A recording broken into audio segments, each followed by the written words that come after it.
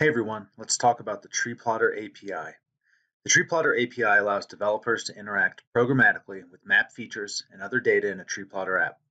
We offer many options from simple to complex, from no development work like pasting a WFS URL to more development and consultation work.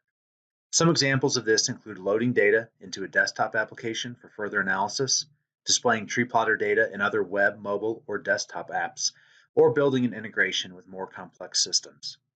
In this video, we will walk through a simple one-way integration. We are looking at the Tree Plotter demo app, and I'll show how we can bring that data into another application by using a Web Feature Service, or WFS. I'm using QGIS, which is a free and open source desktop GIS application. I will go to the Layer menu, add a layer, and finally add WFS layer. In this window, I'll select New to add a connection. I will name it and then paste in my API URL for the Tree Plotter demo app. This includes the API key. Hit OK, and then we will connect to the service. I can now add the data to the map as a layer.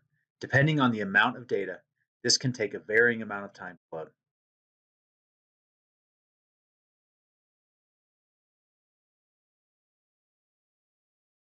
Once it has finished loading, I'll open up the attribute table and see all of my Tree Plotter data fields. I can set up different symbology and labels for making maps and sharing, and analyze the data using the tools within this GIS software application. As you can see in these side-by-side windows, we now have an exact replica of our Tree Plotter data on the left within a desktop GIS application on the right. You now have the ability to share your urban tree inventory data across multiple software platforms.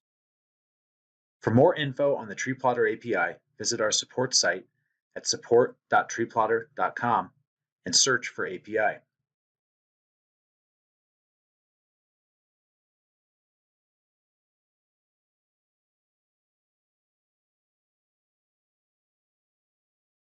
You can contact us with any questions by emailing support@planetgeo.com.